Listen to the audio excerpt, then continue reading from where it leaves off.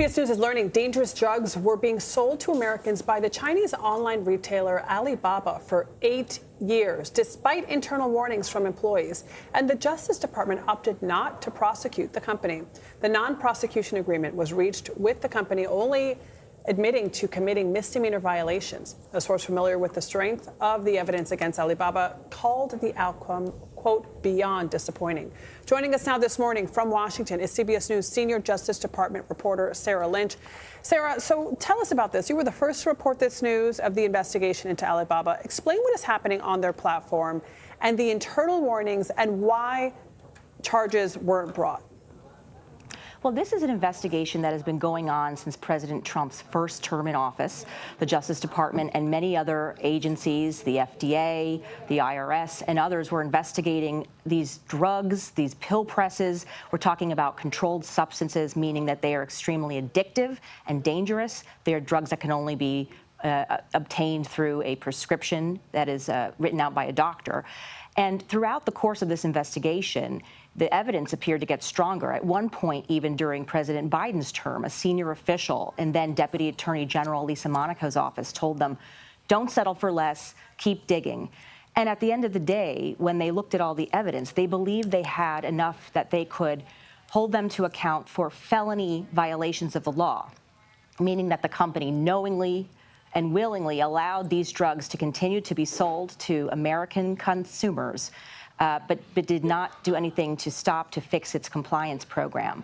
Most recently, career prosecutors had hoped they could get perhaps a deferred prosecution agreement in which the company acknowledged and admitted to committing felony violations. But in the end, they were ordered to go with a non-prosecution agreement. The company is paying $600 million in penalties and forfeitures, but they're only agreeing to misdemeanor violations. And in this particular law, you don't have to even show that they knowingly or willingly broke the law. So it's a lesser standard. So Alibaba has been facing criticism for ignoring internal warnings, but this story has a lot to do with what the Justice Department decided to do or not to do with this case. Explain why there are critics who are frustrated the punishment wasn't even harsher in this particular case. Right. Well, there has been an order across the board when it comes to cases of this kind, the prosecutions of the Food, Drug, and Cosmetic Act. That's the law that's been on the books since 1938 that regulates our food supply and drug supply and makes sure that we are not getting product that is adulterated, counterfeit, or misbranded in some way. And they were ordered across the board to only focus on what they see as the most serious offenses.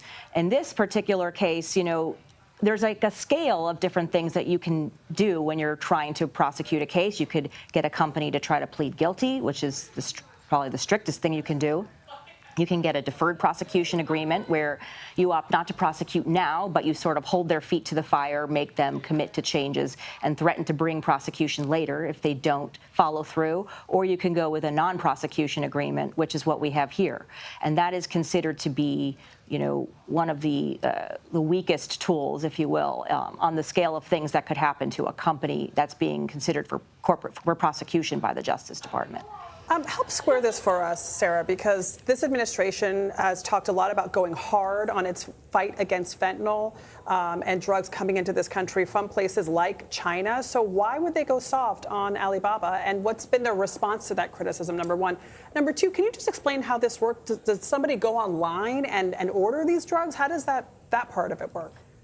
Yeah, so this is an online platform where people could essentially go on and order it. And then, of course, the payments were processed through their payment processing company. And so, that could go into the U.S. banking system. And so that is also unlawful. And that was also discussed in these agreements. It is a bit of a head scratcher, I think, because one of the things that was laid out last year by the Justice Department was a focus on going after illicit fentanyl, which has caused so many deaths through overdose. It is hard to quite understand why this does not seem to align with the priorities that have been laid out, and I think there are a lot of people wondering why that is. Now, to their credit, the amount that the company is paying is high, That is in line with what prosecutors have been driving for, according to my sources. But as far as the non-prosecution agreement and the fact that they're not admitting to felonies, that is where the disappointment is here. And I think there's concern it doesn't send a strong enough message of deterrence.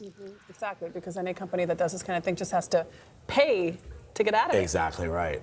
Sarah Lynch, some incredible reporting there. Sarah, thank you very much.